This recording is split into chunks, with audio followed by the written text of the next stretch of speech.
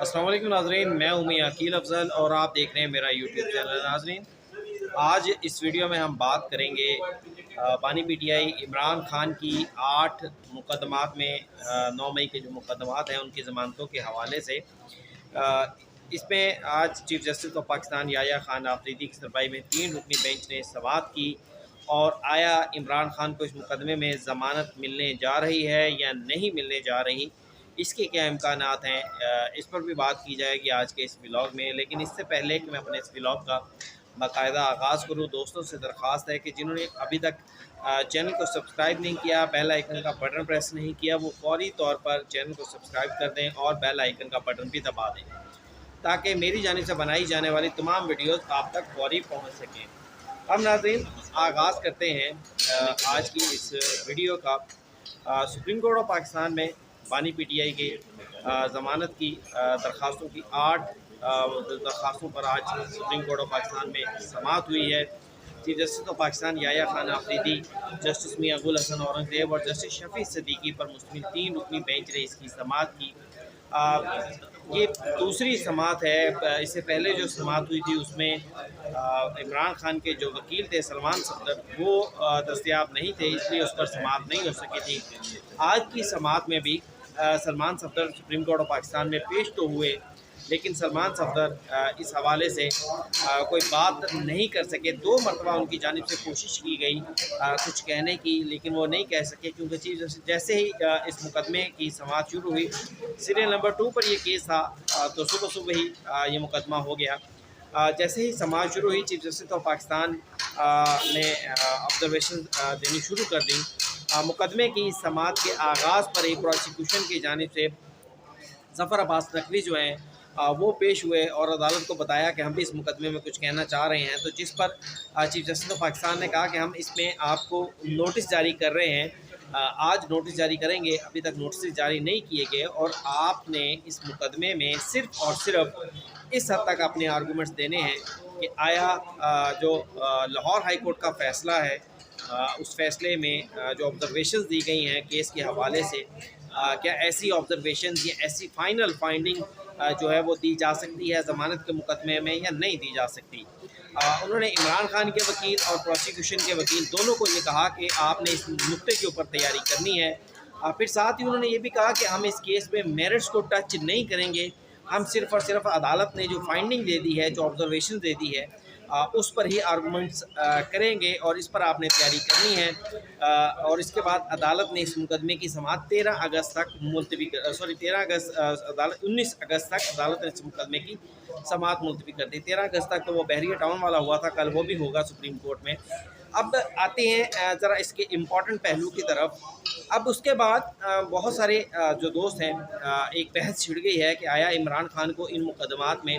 ज़मानतें हो रही हैं या नहीं हो रही। कुछ हमारे दोस्तों को कहना है कि डेफ़िनेटली इमरान खान को ज़मानतें सुप्रीम कोर्ट ऑफ पाकिस्तान से हो जाएंगी और इन ज़मानतों की बड़ी वजह ये बताई जा रही है कि 2 साल से इस मुकदमे का चालान पेश नहीं किया जा रहा।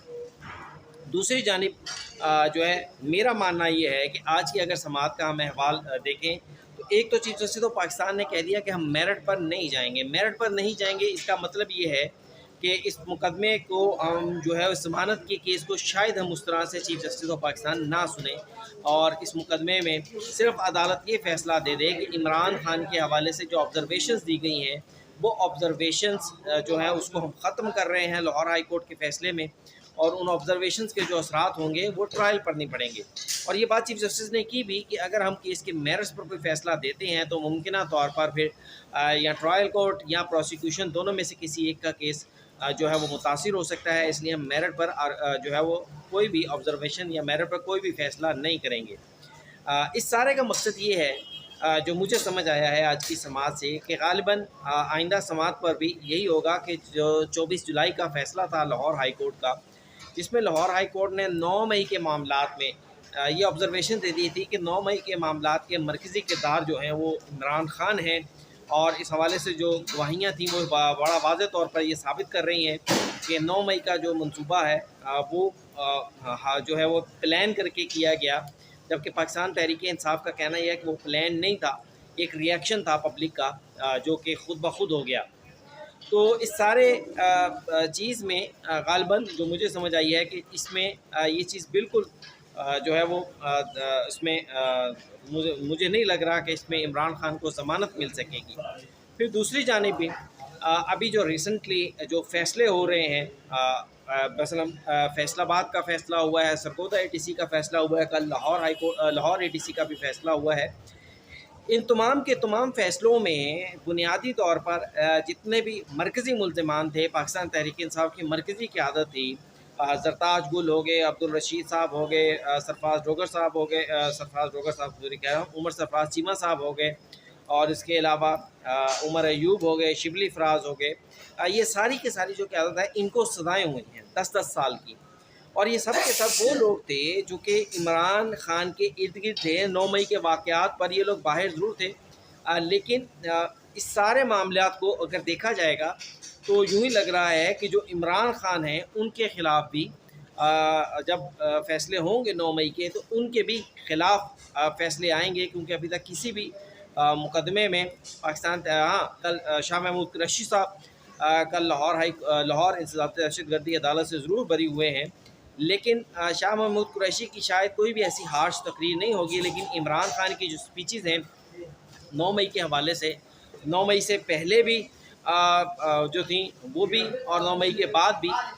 वो सारी की सारी हमारे सामने हैं। फिर जो 2 सरकारी गवाहान डाले गए हैं जिन्होंने यहाँ पर एक रेस्ट हाउस की और एक जो है वो मोटरवे पे रेस्ट हाउस की जो बात की है कि जनाब वहाँ पर मीटिंग्स हुई हैं, उन दोनों मीटिंग्स के हवाले से जो तफसीलात हैं उसमें भी इमरान खान का मरकज़ी किरदार है। तो इन सारी चीज़ों को मद्देनज़र रखते हुए बज़ाहिर ऐसा लगता नहीं है कि इमरान खान जो है वो इन मुकदमात से निकल सकें। अब इसके अलावा जो सुप्रीम कोर्ट में मुकदमा है, सुप्रीम कोर्ट से भी जो है मैंने देखा है कि आज चीफ जस्टिस ऑफ पाकिस्तान का मूड ज़मानत पर बात करने का नहीं था, बल्कि चीफ जस्टिस ऑफ पाकिस्तान शायद ट्रायल कोर्ट को ऑब्जर्वेशन से मुतासिर हुए बगैर फैसला करने की हिदायत कर दें। वैसे भी 9 मई के मुकदमात में ये हिदायत है कि जनाब ट्रायल कोर्ट जो है वो जल्द अज जल्द 4 माह में फ़ैसले करें। तो इन सारी चीज़ों को मैंने आपके सामने हालात रख दिए हैं। जो भी आइंदा भी पेशरफ्त होगी, कल मलिक रियाज की प्रॉपर्टीज़ की नीलामी के हवाले से भी सुप्रीम कोर्ट में इंतहाई अहम मुकदमा है, उसका भी हवाला लेकर आपके साथ जो है वो शेयर करेंगे। आज के लिए इतना ही, इजाज़त दीजिए, अल्लाह हाफ़िज़।